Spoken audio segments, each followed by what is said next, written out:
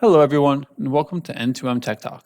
I'm your host, Michael Oliverio, and today we're going to be giving you an introduction into Microsoft Copilot for Business. Now, I know most people are probably asking, what is Copilot, and how is this different from ChatGPT? Well, think of it as your artificial intelligent companion or even your AI assistant.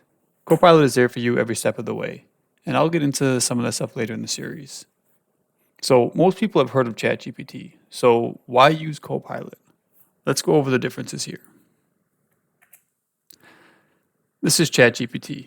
It's an open AI website that you create an account with, you log into, and you can start talking to it just like you do anybody else. You can ask it for coding, scripts, you can ask it how to send emails, you can ask it for what financial reports you should create. It's no different than actually just having a conversation with a friend, discussing topics, and it giving you responses. Copilot for personal or Copilot for Windows. Microsoft has actually started pushing out these Copilot buttons, which you'll see on the Edge browser or even on the Windows taskbar. And that is essentially the same thing as ChatGPT. You open it up and you can start having some dialogue with it, ask it some questions, and it'll give you some responses. I'm not going to be covering either one of those in the series. The series is meant to be for Copilot for businesses and what this actually does for you. So the big difference here is Copilot for Microsoft 365 integrates in your platform and your environment. It has access to your data. It can read through your emails. It can summarize. There's a lot that it can do once it's been given access to your content, and the information it can provide back to you can be extremely helpful. In some pretty simple terms, there's 5 things Copilot can do for you. It can create, so you can ask it to write an intro paragraph. Edit, you can have it add a relevant image. Ask, you can ask it, what are my tasks? Catch up, you can have it summarize some key points in an email or a Teams conversation. And understand, you can ask, are there any trends? And it'll give you some information back on current trends in your company. That's in pretty simple terms, the 5 important things it can do. Now, what does Copilot cost? Microsoft is doing something very different with Copilot than they do with most of their other licensing.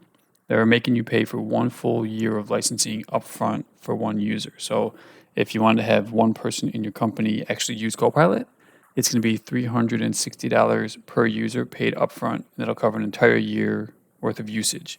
So the big question you have to ask yourself is, after watching this series, can I save $360 worth of time to make this purchase worth it? And I think you'll find the answer out once we're done. So to kind of help you guys get that answer, what we're going to be covering in this series is what you see on the screen here.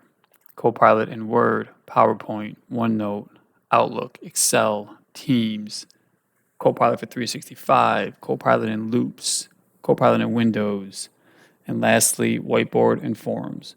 The idea is we're going to create a video on every single application, show you some pros, some benefits, some things that you can do, and then hopefully in the end, you'll be able to make a really good decision on if you want to move forward with the license, the upfront cost, and start using it in your environment. Once you join, you'll get this welcome email, which will actually take you to this page I'm on now. It's called Copilot Lab.